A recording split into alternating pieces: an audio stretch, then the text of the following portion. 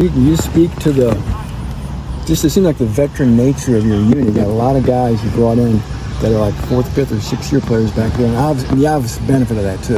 Right. The biggest thing is the one thing that you can't, practice is experience, right? And so those guys have a lot of experience, and I love it because again, it allows us to do a multitude of things, and again, just put different guys in different positions and be able to double teach some guys.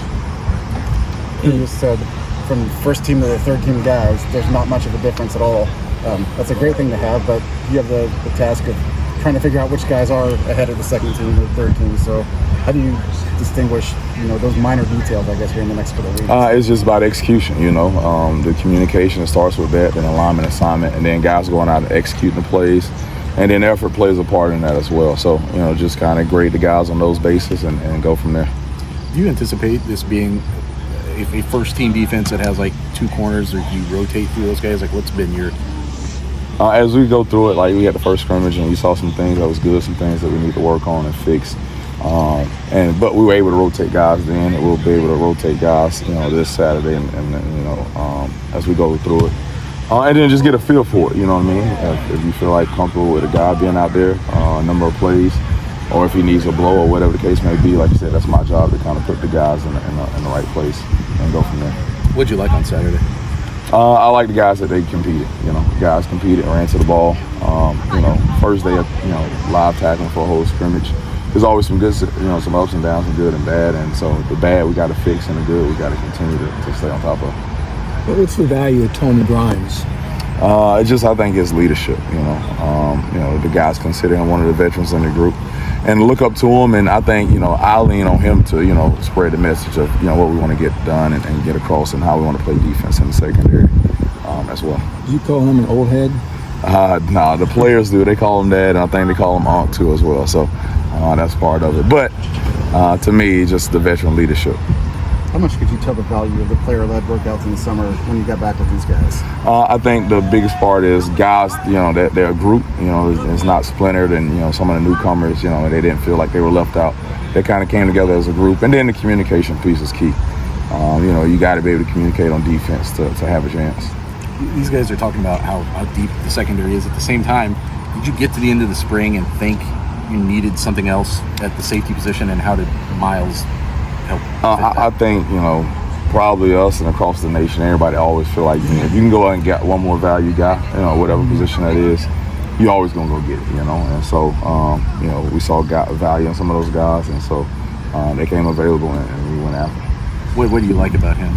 I just like his tenacity. He plays fast.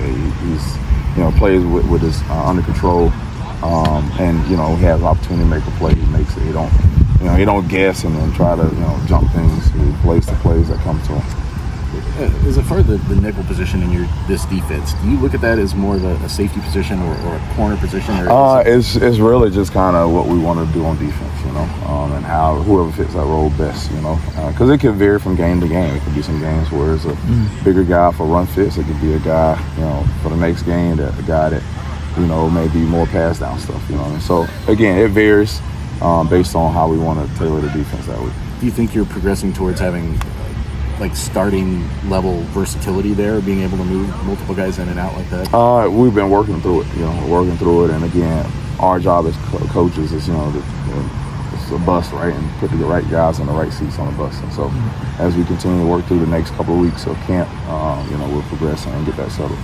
Any surprises in camp, guys who have emerged that have caught your eye?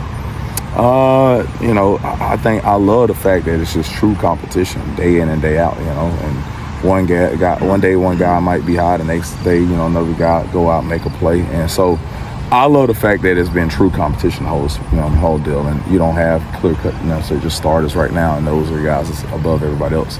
It's actually true competition and moving around the depth chart each and every day.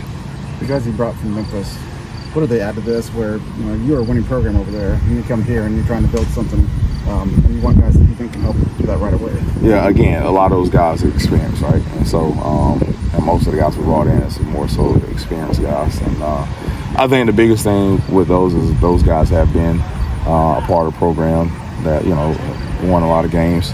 no different than some of the guys that came from other places have been part of winning programs, and so they understand how to win. They understand what it takes, and so we're going to do what it takes here to do it as well. How important are dynamic receivers to helping you do your job?